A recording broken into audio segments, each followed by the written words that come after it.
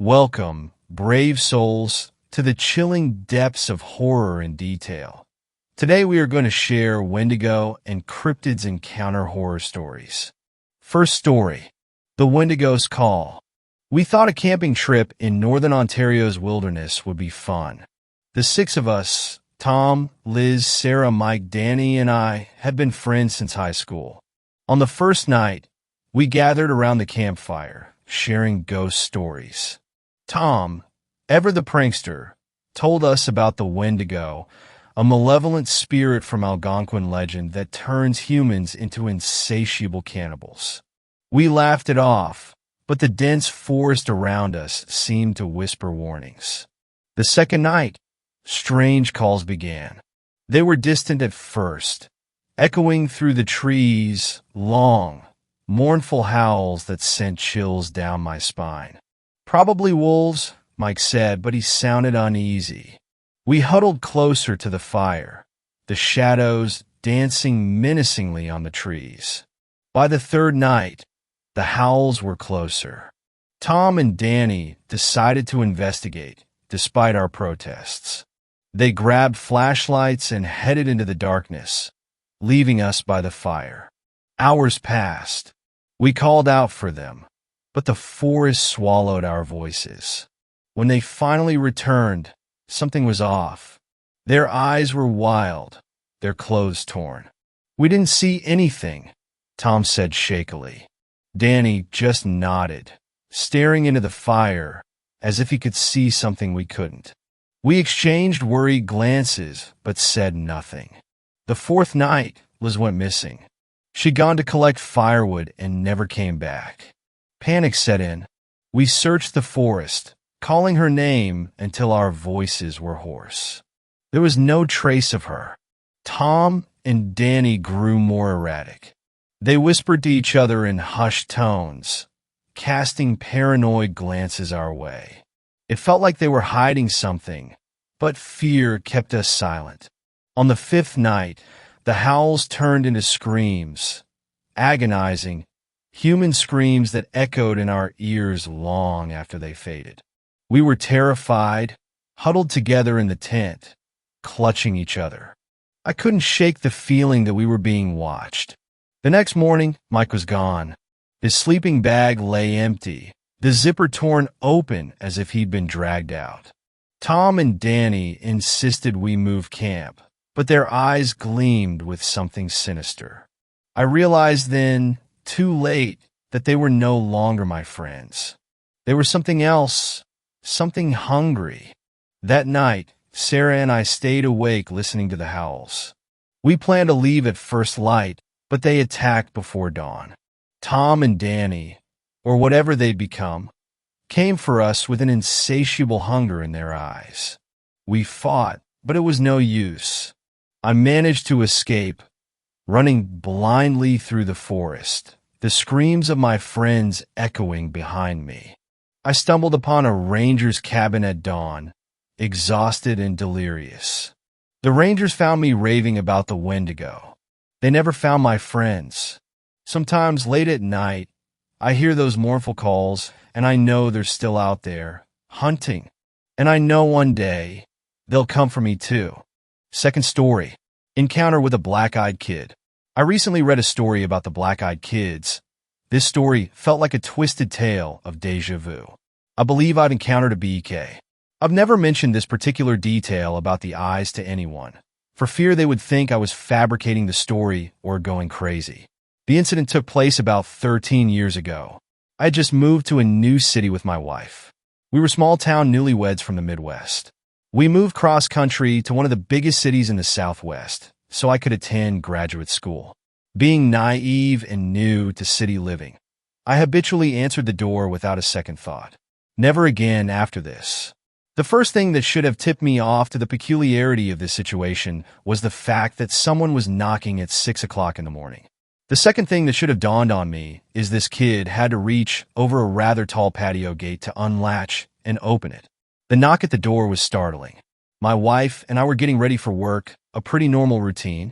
The moment I opened the door, I was overtaken with an inexplicable sense of fear. To this day, I can picture him, Teenager. Average height. Average build. Knee-length black leather coat. Short black hair and sunglasses. The sunglasses at 6 a.m. struck me as odd, and even more odd. He was eating an apple. He was very polite and asked if he could come in and warm up. I said, no, closed the door, and slid the security chain into place. A moment later, another knock. I opened the now chained door, and before I could speak, he asked again if he could come in and warm up. No, I replied and attempted to close the door. Before the door could shut, he put his hand out, stopping the door on its hinges. He looked directly into my eyes, still wearing his sunglasses, and said, "Can I at least get some ketchup for my apple?" "Fuck that," I reply, albeit a little confused. "Get the hell out of here. My wife is calling the police."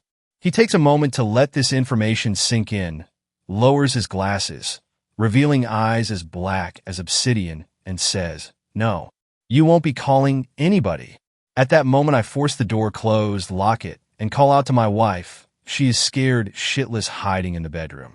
All jacked up on adrenaline, I rip the curtains back to look out the window next to the door. He's gone. Absolutely no trace of him. I go out on the patio and check the gate. It's still latched from the inside. That was F up, I think to myself, and as I turn to enter the house, I notice a half-eaten apple lying on the ground. Third story. Wendigos, are they real? I'm Max, a guy who doesn't buy into all that supernatural jazz. My journey across Canada was a quest for serenity, a break from the chaos of the city. But fate had its own plans. I met Sarah on the road to the nearest town bordering the eerie Canadian forest. She's got this easygoing charm, a natural warmth that makes you feel like you've known her for ages. An artist by passion and an adventurer at heart, she seemed to find magic in every little thing. Our drive was smooth until we decided to take a less-traveled shortcut through the woods. Sarah was brimming with enthusiasm, pointing out every scenic spot and sharing quirky tales about the area. Then, as if the woods were playing a prank on us, my car decided it needed a break. With a splutter and a groan, it called it quits right in the middle of nowhere. Sarah handled the situation with her trademark grace, cracking jokes about forest spirits playing car pranks. Her laughter was a comforting melody amidst the encroaching dusk, especially as the sun dipped, casting strange shadows in the woods. "I guess we're camping here tonight," I said, trying to sound cool, but my mind was racing, recalling those spine-tingling stories about these woods. "Looks like an impromptu forest sleepover," Sarah quipped, her eyes twinkling with adventure. As twilight descended upon us, a mix of apprehension and curiosity settled in. Little did I know, that night in the woods was just the beginning of an extraordinary and unpredictable escapade. As the night wore on, the forest seemed to come alive in ways I couldn't comprehend. Sarah and I sat close, huddled by the dim light cast by the car, our minds grappling with the inexplicable silence that enveloped us. "I've heard tales about these woods," Sarah began softly, her voice barely above a whisper. "Whispers of ancient spirits, wendigos lurking in the shadows, hungry for lost souls." My skepticism battled with a growing sense of unease. "You don't really believe in that stuff, do you?" I questioned, my voice tinged with a hint of disbelief. Sarah's gaze turned distant, as if she was peering into a realm beyond our understanding. "There are things in this world, Max, things that defy logic and reason. Stories passed down through generations often carry fragments of truth," she murmured, her words hanging heavy in the still night air. The forest remained shrouded in an eerie quietude, broken only by the occasional rustle of leaves. I strained my ears, trying to decipher the cryptic language of the woods. Then, a chilling sound echoed through the night, a haunting, indescribable howl that seemed to emanate from the heart of the forest. Sarah's grip on my hand tightened, her eyes wide with a mix of fear and uncertainty. "Tell me that's just an animal," I whispered, my voice betraying a trace of dread. But Sarah remained silent, her gaze fixed on the darkness beyond our refuge. It was as though the forest itself held its breath, acknowledging the presence of something otherworldly. As the night wore on, sleep eluded us, the air thick with anticipation and an unspoken understanding that we were not alone in these woods. The paranormal tales I once scoffed at now hovered at the edge of my consciousness, leaving me to grapple with the inexplicable and the unknown. The night stretched endlessly, an unyielding embrace of mystery and foreboding. Little did I know, the secrets these woods held were far more profound and unsettling than anything I had ever imagined. Nightfall enveloped us. Every shadow seemed to harbor a secret, and each whisper of the wind fueled the tension that had settled between Sarah and me. We stayed alert, our senses heightened, listening to every crack and rustle in our surroundings. Suddenly, a sound shattered the stillness. A branch snapping. We exchanged concerned glances, our hearts pounding in unison in the darkness. Fears of the unknown hijacked our imaginations. Then, emerging from the shadows, a figure appeared. With cautious steps, it drew nearer to us. The atmosphere became stifling, filled with an expectant silence. As it approached, the moonlight revealed its identity, a dog. Not just any dog. It wore a handmade collar woven with tiny bones, emitting an unsettling yet intriguing aura. That's the dog I saw on the wanted posters in the town," murmured Sarah, her voice a mix of relief and surprise. The canine drew closer, its eyes expressing gratitude and a peculiar kind of camaraderie, as if it knew us somehow. Despite the eerie collar, its gaze conveyed a sense of calmness, as if reassuring us that we were safe. The tension gradually dissipated as the dog settled by our feet, seeking refuge and protection. Though its initial presence had enshrouded us in mysterious suspense, we now felt a sense of relief, realizing that perhaps the only being lurking in these woods was this faithful companion. We stood there, in the stillness of the night, the dog at our side, gazing at the stars as uncertainty gave way to a sense of connection with this creature who, somehow, had found its way to us amidst the darkness. With the dog nestled by our side, a calm settled over us. Sarah and I found ourselves drawn into a conversation that delved beyond the surface, revealing aspects of ourselves we hadn't shared before. "You strike me as someone who loves a good challenge," Sarah remarked, breaking the comfortable silence that had settled between us. I chuckled softly. Guilty as charged.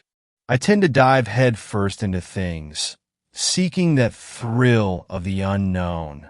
Sarah nodded thoughtfully. "I've always been drawn to art, to stories that breathe life into the mundane. They help me see beyond what's visible, finding beauty in the unnoticed." Her words resonated with me, drawing a parallel to my own quest for the extraordinary. "I get that," I replied. "Sometimes the world's magic lies in the smallest details, the stories waiting to be told." As our conversation meandered through our passions and quirks, the tension of the night seemed to dissipate, replaced by a genuine connection. We shared stories of childhood adventures, dreams we harbored, and fears we kept hidden. "So, what brings you to these parts?" I finally asked, curiosity nudging me to uncover more about her. Sarah smiled softly. "I seek inspiration in the unexplored. There's an energy here, a mystique that whispers tales waiting to be painted. Her words stirred something within me, a longing for a deeper connection with the world around me. I guess we're not that different, I admitted. I embarked on this journey to find a piece of myself I felt was missing. As the night wore on, our conversation flowed effortlessly, each revelation strengthening the bond between us. With the dog as our silent companion, we found solace in the shared tales of our lives, unveiling layers of our personalities under the starlit sky. The night wrapped us in an eerie calmness. Sarah and I were engrossed in our conversation when the forest fell into an unsettling stillness. I shivered, an inexplicable unease settling in my bones. You know, when a forest goes silent, it's rarely a good sign, I muttered, an involuntary chill creeping down my spine. It was a truth I'd learned in my wilderness treks. A silence like this hinted at lurking danger. Before Sarah could respond, a deafening, inhuman cry pierced the silence. The dog bolted, its fur bristling as it dashed towards the source of the sound, disappearing into the dense woods. What in the world was that? Sarah gasped, her eyes wide with alarm. Maybe an elk or something else, I replied, trying to mask my own unease with rationality.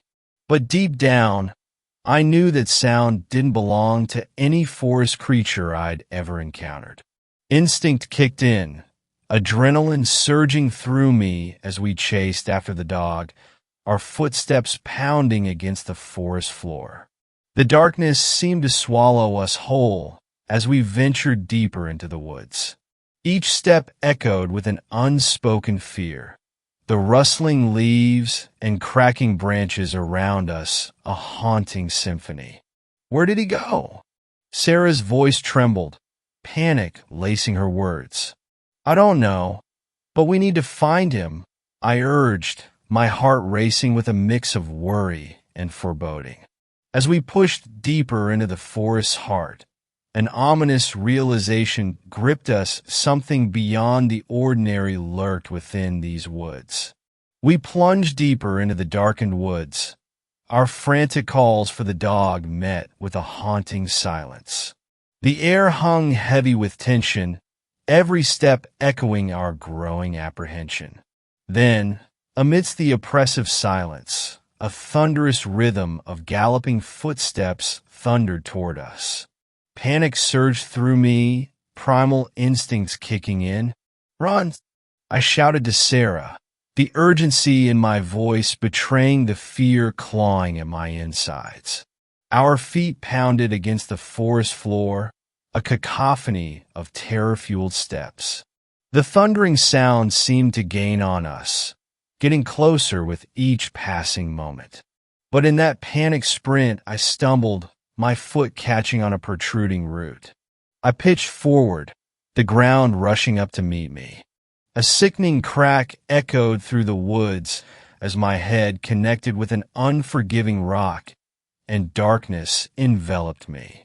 The last thing I remember is a flurry of movement, Sarah's voice calling out my name in desperation, and the thundering gallops fading into an ominous silence as everything went black. A faint, distant murmur pulled me from the abyss of unconsciousness. My eyes blinked open to a world draped in shadowy hues. Panic surged as I sat up, the dry crust of blood on my forehead sending shivers down my spine. The forest lay before me, desolate and eerily silent. Sarah, I called out, my voice barely a whisper in the vastness of the woods. No response. No signs of the faithful canine companion either. A feeble light filtered through the dense canopy, casting a muted glow. Had dawn broken? No, it hadn't. I realized with a sinking feeling that I'd been unconscious for almost a day. Hours remained until the onset of another night, another cycle of darkness. Fumbling to my feet, a disorienting wave of dizziness swept over me. The world spun as I steadied myself against a nearby tree, a pounding headache pulsating in tandem with my racing heart. I frantically searched for any signs of Sarah, any clue about what had transpired in my absence. But the woods held on to their secrets, whispering nothing but an ominous quietude. Gritting my teeth against the fear threatening to overwhelm me, I knew I had to find her, find some semblance of answers before the shroud of night descended once more. The forest stood poised in a liminal state, caught between the fading remnants of the night and the impending darkness. And in this eerie in-between, I stood alone, with the chilling realization that the mysteries of these woods had only just begun to unfold. Staggering through the silent woods, I felt the weight of impending darkness bearing down on me.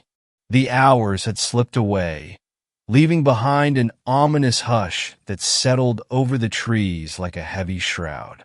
I stumbled forward, each step an arduous effort as I fought against both physical and emotional exhaustion. Fear and a desperate need to find Sarah surged within me, propelling me deeper into the heart of the woods. Then, amidst the suffocating quietude, a distant echo caught my attention. A soft whimper, almost imperceptible. My heart skipped a beat. Was it the dog? Could it be Sarah? Driven by hope, I followed the sound, branches clawing at me as I pushed through the dense underbrush. The fleeting light dimmed further, a foreboding chill seeping into the air. As I advanced, the faint glimmer of the moon illuminated a figure lying on the forest floor. Relief washed over me as I recognized Sarah's silhouette, curled up beneath the canopy of trees. "Sarah," I called out, my voice trembling with a mix of worry and relief. She stirred, her eyes fluttering open, but something seemed amiss. "Max, what happened?" Her voice was weak, tinged with confusion. I knelt beside her, my heart pounding with a whirlwind of emotions. "I don't know.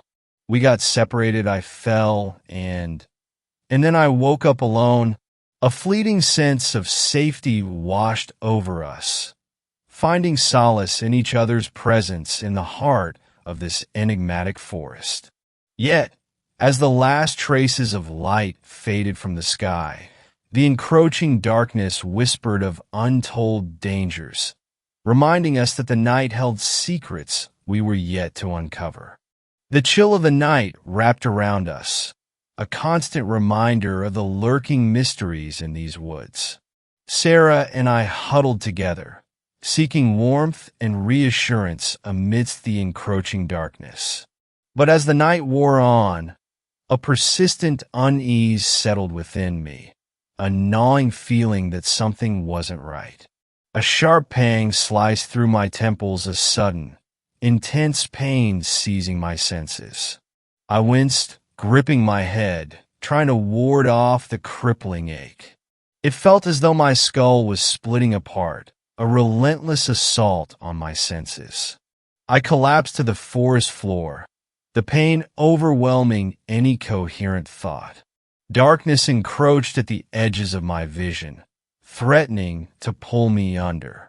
With a desperate gasp, I fought against the encroaching unconsciousness. When I finally awoke, it was to a world cloaked in the eerie glow of midnight. Confusion clouded my mind as I tried to piece together the events. But as awareness flooded back, a stark realization struck me with chilling clarity. I wasn't with Sarah. Instead, the loyal canine companion lay beside me, its gentle eyes peering at me with a mix of concern and familiarity. Panic surged through me as I struggled to comprehend the twisted reality. My mind had played a cruel trick, conjuring a false narrative amidst the chaos of the head injury. I had mistaken the dog for Sarah in my delirium. Frantic and disoriented, I called out for Sarah, the echoes of my voice swallowed by the silent expanse of the woods. But there was no response, no trace of her amidst the shadows that stretched across the forest floor. Reality crashed down upon me like a relentless wave. The impact had not only disoriented me physically, but had shattered the fragile illusion of safety and companionship in this desolate place. I was alone, lost in a realm of uncertainty and unforeseen dangers. Gathering my scattered thoughts, I tried to retrace my steps, to make sense of the fragmented memories and the ominous events that had unfolded. The dog stayed by my side, a silent companion offering solace in the midst of confusion. With a heavy heart, I embarked on a solitary journey through the haunting woods, each step a reminder of the tangled web of mysteries that awaited me. The night whispered secrets I was yet to decipher, and the shadows concealed truths that eluded my grasp. As the moon cast its silvery glow upon the landscape, I pressed forward, driven by a relentless determination to unravel the enigma that had entangled me in this surreal and treacherous journey. The clearing in the forest appeared suspended in a perpetual state of desolation. Life had withered away, leaving behind a landscape of wilted vegetation and an eerie silence. My steps echoed in the emptiness, breaking the ominous quietness that enveloped the place. Small scattered skeletons and the complete absence of any animal life painted a disconcerting picture, one that evoked a deep sense of fear within me. My gaze fixated on the cave that stood in the distance, a dark opening that seemed to be the epicenter of this desolation. A cold, damp draft escaped its mouth, like a mysterious whisper calling me toward its interior. My mind grappled between curiosity and the instinctual warning that this place wasn't safe. What secrets or dangers lay hidden within that cavernous darkness? My heart pounded, uncertainty clouding my thoughts. The dog, my silent companion in this surreal journey, remained by my side, its eyes filled with loyalty and an uncanny animal wisdom. Its presence seemed to offer a sliver of courage amidst the darkness. The mystery shrouding the cave was palpable, an enigmatic invitation tempting my curiosity and challenging my prudence. Was it wise to venture into the jaws of the unknown? I couldn't ignore the sense of danger that clung to my intuition. Time hung, suspended in a moment of hesitation, my mind weighing the possibilities while my instincts urged caution. Night was looming, its shadows slowly encroaching upon the clearing, a subtle warning that time was running short. Then, a decision solidified within me, fueled by the need for answers and the will to confront whatever awaited in the darkness. With cautious steps, I approached the cave's entrance, every fiber of my being alert to any hint of danger. The dog emitted a soft growl, its gaze fixed on the cave's mouth, as if trying to warn me of something invisible to my eyes. Its gesture reignited my unease, but an indomitable impulse pushed me forward. With a deep breath, I crossed the threshold of the cave, plunging into the darkness that devoured the light. The air grew denser, laden with an earthy and mysterious aroma, as if it were imbued with centuries of secrets held within the earth's depths. The echo of my footsteps reverberated against the rocky walls, my hands feeling the cold contours of the cave, searching for any clue that might guide me. The darkness was overwhelming, but a glimmer of determination burned within me, propelling me forward in search of answers. Each step was a challenge, an internal struggle between the desire to uncover the truth and the terror of the unknown. The cave seemed like an endless maze, its secrets hidden in the shadows, waiting to be unraveled or forever guarded by the veil of mystery. The dog remained by my side, its comforting presence amidst the dimness.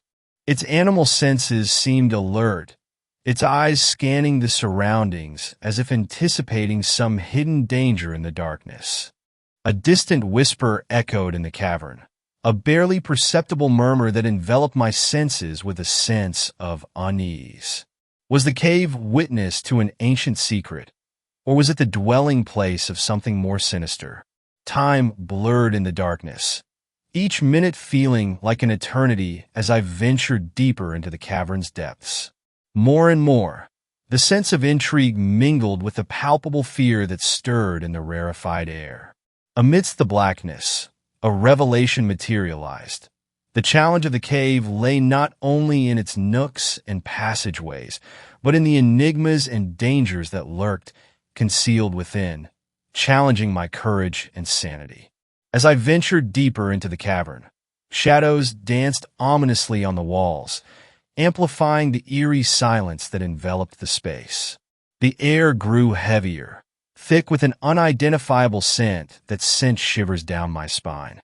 Then, in the dimness, shapes began to emerge, bodies strewn across the cave floor, a macabre sight that froze the blood in my veins. My heart sank at the grim reality of death that surrounded me. Amidst the lifeless forms, a sense of dread gripped me as I noticed Sarah lying unconscious but miraculously alive among the corpses. With urgency coursing through my veins, I hurried toward her, intent on rescuing her from this haunting place. But as I approached, the dog, sensing something amiss, grew restless, its bark piercing the oppressive silence of the cave. Before I could reach Sarah, a bone-chilling presence filled the cavern, an entity that defied the laws of nature and reason. The windigo, towering over 2 meters tall, its form contorted and unsettling, staggered into the cave, its very presence a manifestation of primal terror. I retreated, seeking cover among the lifeless bodies and foliage, my breath hitching in fear. The windigo's ominous aura seemed to suffocate the air, its looming figure casting a malevolent shadow over the scene. My heart pounded in my chest as I watched in horror. Hidden from view, as the monstrous entity approached the dog, its movements predatory and menacing. The poor creature's barks turned to whimpers, a futile attempt at warding off the inevitable. With a single, brutal strike, the windigo ended the dog's life, a sight that pierced through my soul like a dagger. I clenched my teeth to stifle a cry, a wave of helplessness washing over me as the creature began to feed on the life it had just extinguished. Terror rooted me to the spot, my body trembling as I bore witness to the gruesome spectacle unfolding before my eyes. The windigo's insatiable hunger was a harrowing sight, its savagery a stark reminder of the unfathomable horrors lurking within these accursed woods. I prayed for some semblance of escape from this waking nightmare. But the darkness of the cave held me captive, a silent witness to the unspeakable brutality of this unearthly being. The plan had formed in my mind, even amidst the horror unfolding before me. With determination, I approached Sarah, assessing her delicate condition. Her injured leg was a concern, and her unconscious state added a layer of difficulty to our imminent escape. The creature, oblivious to my presence, had retreated from the cave after its grisly meal. I knew I had to act swiftly before it returned in search of more prey. Carefully, I lifted Sarah into my arms, her body light but fragile. Concern for her well-being mingled with the urgency to flee that accursed place. Every step was a challenge, each movement calculated to avoid causing further harm to Sarah's injured leg. The weight of responsibility clung to my shoulders, time was not on our side. The mouth of the cave loomed before me, the hope of escaping that inferno beginning to take shape. But every rustle in the forest, every shadow shifting in the darkness, fueled my fear of being discovered by that monstrous being lurking in the shadows. With each step, the urgency grew. The exit was in sight when a shiver ran down my spine, a foreboding sense warning me that the Wendigo was nearing. The sound of crunching branches and a menacing hiss echoed behind me. There was no time to waste. With a superhuman effort, I quickened my pace, dodging the danger and entering the relative safety of the forest. My ragged breaths and the weight of Sarah in my arms combined with the anxiety of escaping that living nightmare. Each inhale, each beat of my heart, was a reminder of the struggle for survival. I ran as fast as I could, seeking refuge and protection for Sarah and myself. The forest seemed conspiratorial. Every noise, every shadow, igniting the fear that was engulfing me. Finally, I found a secure hiding spot, far from the cave and beyond the Wendigo's reach. I carefully placed Sarah in a safe location, watching over her with concern while attempting to keep at bay the panic threatening to engulf me. My mind raced, weighing options, seeking a way to get help or find an escape from that torment. But for now, the priority was to ensure we were out of that creature's reach, find assistance, and a path to salvation. Unfortunately, what I've told you isn't my story. While Max and Sarah did exist, well, they existed. I'm just a search and rescue guy tasked with finding these people. As part of the search and rescue team, our priority was locating two missing individuals, Max and Sarah. Their disappearance had us on edge, and our efforts to find them led us deep into an undisclosed and secluded area. Amidst the dense forest, we stumbled upon a discovery that sent shivers down our spines: a weathered notebook. Its contents held a gripping tale, a first-hand account of harrowing encounters with an unknown creature. The details were vivid, the emotions raw, and every entry felt like a real-life experience. As I read through the pages, the story transitioned into a warning. It seemed to convey the inherent danger of the events described, urging extreme caution for anyone daring to venture into that area. The descriptions of the creature were so vivid and haunting that they felt eerily tangible. The authenticity of the notebook's account struck a chord within the team. We couldn't dismiss it as mere fiction. The descriptions were too detailed, too genuine to ignore. The warning it carried felt like a genuine caution against something inexplicable. Our search for Max and Sarah yielded no results, leaving us with more questions than answers. The notebook remained a cryptic piece of the puzzle, hinting at a reality too unfathomable for conventional explanation. As a seasoned member of the search and rescue team, it was a stark reminder of the unforeseen dangers lurking in unexplored territories. We handled the notebook with caution, treating its contents as a solemn warning, a testament to the potential perils of the unknown. And yes, we found that cave, but no one was inside. Just rests of that dog and some strange with sticks figures with some hair, and somehow it was DNA compatible with those people. Don't try to find that place. Fourth story. Scenes from a road trip. I keep my daughter's baby pictures in the glove compartment of my car. Every time I stop at a rest stop to get gas or use the bathroom, I take them out and sit for a few minutes just looking at them. Annabelle was a chubby baby with a head full of blonde curls, a wide grin, and bright green eyes like her mother's. Beautiful. I've been driving for 10 days, 19 hours, and 31 minutes. I've been through 3 states, 12 motels, 84 cups of coffee, and 67 cigarettes. I've slept exactly twice, each time for half an hour at most. The back of my car is filled with empty styrofoam cups, receipts, and the remnants of fast food containers that I can't remember purchasing or eating. The smell is terrible, but I don't really notice anymore. I'm retracing the path that Annie and her boyfriend John took on their way to visit John's brother, at the University of Texas. However, my trip is slower, with no real end in sight. I don't have anything to go back to. When the kindly women who always seem to be manning the coffee at the roadside cafes ask me what brings me to their part of the state, country, whatever, I always reply, "Oh, just seeing the sights," and then give them a benevolent smile that suggests that I'm out to appreciate the beauty of nature and the local wonders their corner of the world has to offer. They like that. I'm a nice man, and they give me lots of free refills. No one pays attention to the shadows under my eyes or the stubble on my chin. If anything, those make me seem rugged, mysterious, and handsome, a good catch if they were 20 years younger. More than once, I have been asked if I'm married, because I have a daughter around your age, a real sweet girl with a great personality. When this happens, I just smile, sip my coffee, and sometimes answer, "Not anymore." More than once, this has earned me pursed lips, eyes wrinkled in sympathy. "Oh, you poor thing," and then I don't have to pay for my drink. It's interesting the way the world works.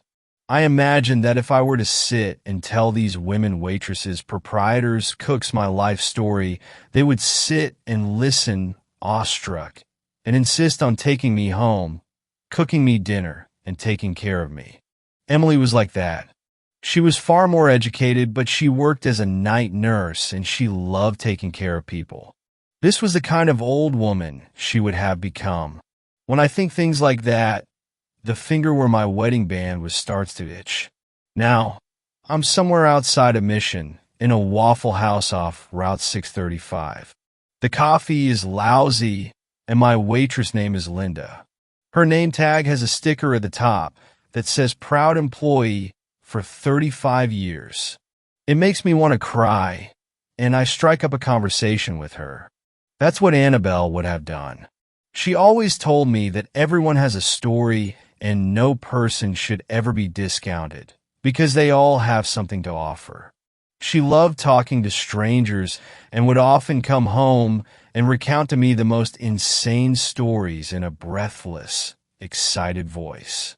An old man who lost a leg saving a friend's life in Vietnam. A girl that had taken up stripping to put herself through design school. A homeless man convinced that he was the next president of the United States. That last memory makes me smile, and when Linda playfully asks why I'm smiling, I say, "My daughter would have loved to meet you. I bet you have some stories." She gives me a toothless grin and proceeds to tell me of the time when she met 3 of the members of KISS in January of 1983. It's a nice story, and when I leave the Waffle House at around 5 in the morning, apologetically telling her I'd better head on my way and find a motel, I'm still smiling. I leave a small token of remembrance in the parking lot, since I doubt I'll ever be back. I drive through Mission for a little while before merging back onto the highway. It's a lovely day, and I feel like there's a song in my heart. With every mile on the journey, I feel lighter. It's been a while since anyone at a rest stop has asked me why I look so sad. I leave souvenirs at every stop I like. In a way, it doubles the happy memories, and it gives the place something to remember me by while I take some of its happiness with me. It's a good feeling. No, it's a great feeling. Annie will be proud of how I'm doing. She always liked to see her father smile. Annabelle was 17 and in her senior year of high school. Her laughter sounded like bells, and she wanted to be a veterinarian. Her dream was to study biology at Texas A&M and then move out to a farm and take care of horses. It was such a little girl's dream that me and Emily had often laughed together, saying that she would never grow up. Grow up she did, though, right before my eyes. And when she announced that she wanted to take a road trip with her 19-year-old boyfriend to visit his brother in Texas, it was all I could do not to refuse outright and lock her in her room for the foreseeable future. It wasn't that John was a bad guy. I like him. He was bright, with a full scholarship to the University of Illinois to study business. He was always courteous, opening doors for Annabelle and Emily, standing whenever either one of them came into the room, and he loved his family, which boded well for his relationship with Annie. But I couldn't acquit myself of the notion that I was letting some college punk take advantage of my baby. It was Emily who convinced me, reminding me that Annabelle had always made responsible decisions in the past, and that we had no reason to suspect anything untoward of John. He was just taking a trip to visit his brother and giving his girlfriend a chance to visit her dream school at the same time. In the end, I had to agree. It made Annie happy. I stopped to pee at a McDonald's and leave another token in the bathroom.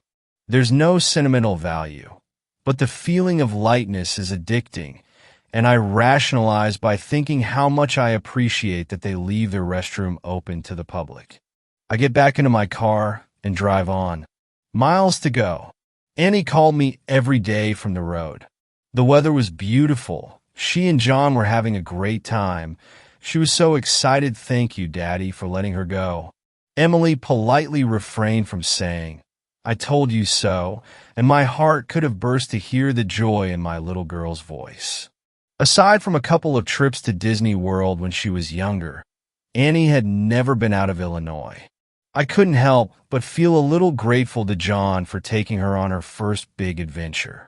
Maybe this was someone I could trust with my daughter's heart after all, a genuinely good guy. Until the day she didn't call.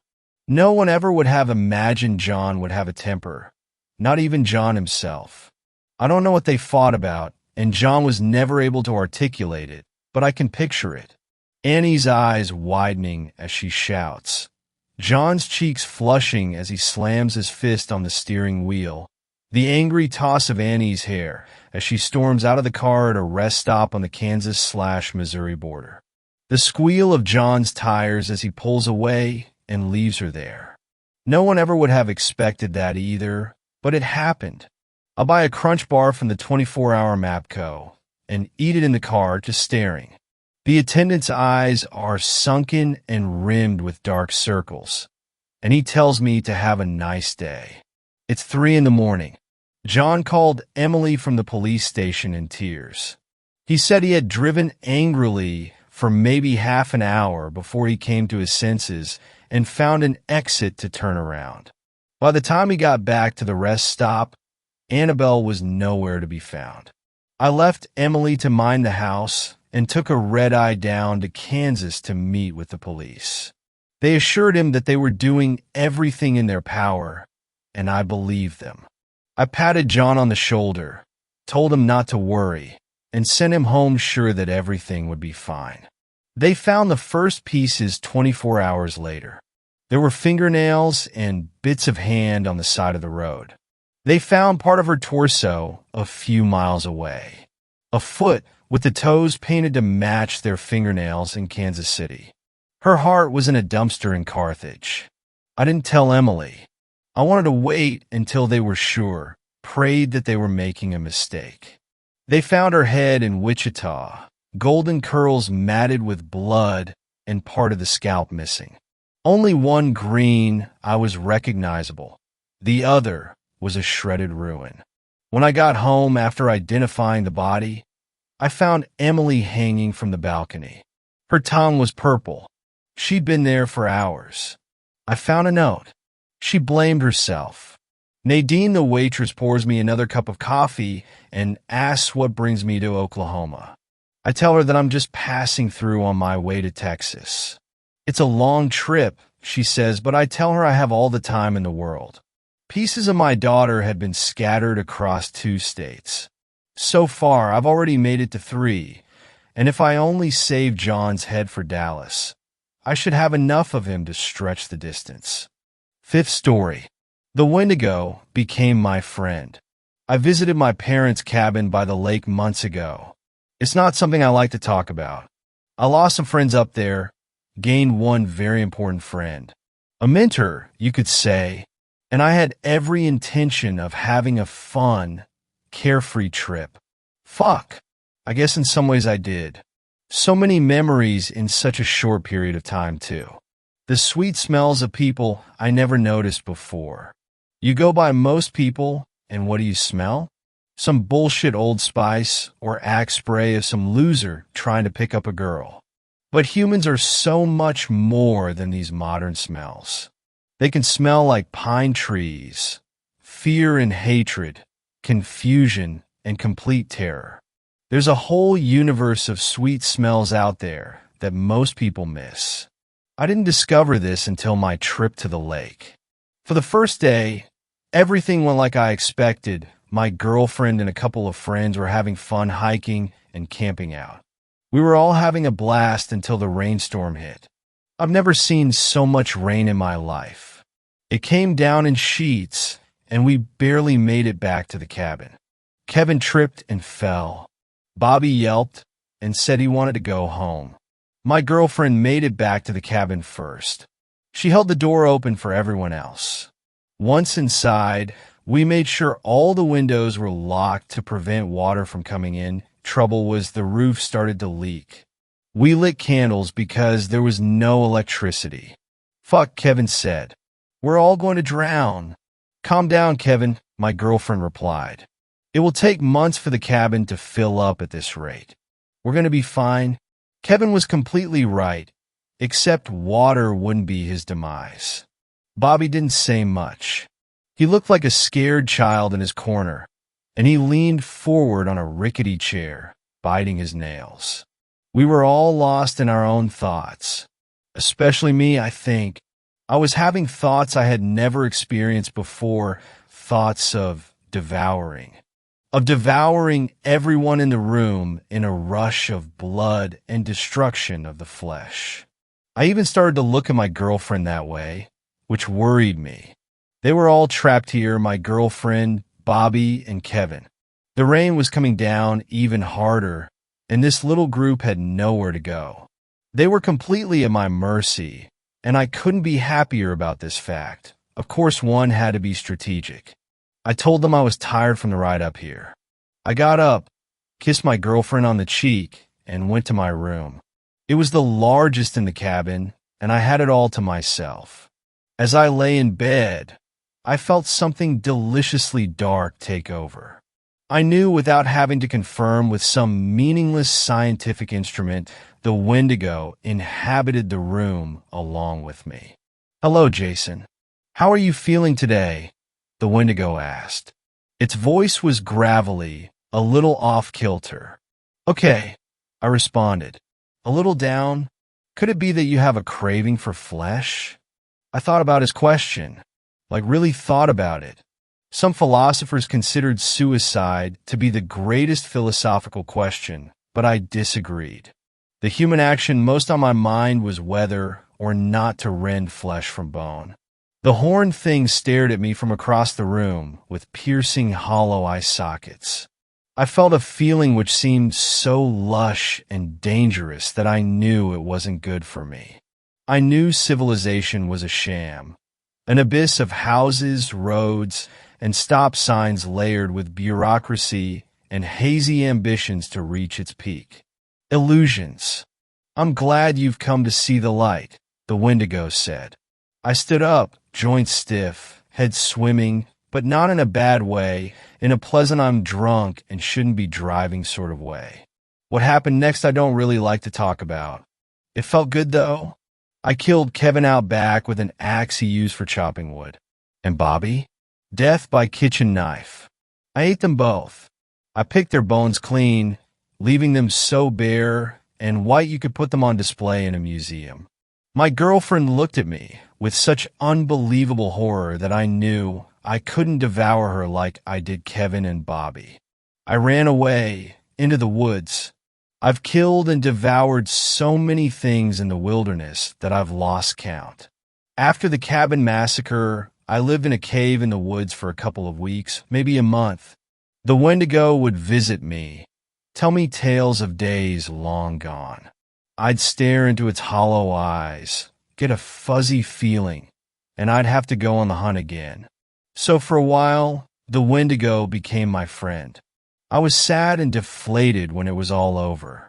I'm back in the abyss of houses again, trying to think of an ambition that would excite me as much as what I did in the woods that day. Nothing yet. There's not even the thrill of getting caught. I know the Wendigo will protect me, erase any evidence of my dirty deeds. I have faith in that. Thanks a lot for watching the video till the end. Subscribe to our channel Horror in Detail. Drop your opinions/suggestions in the comments section and like the video as it helps with the YouTube algorithm.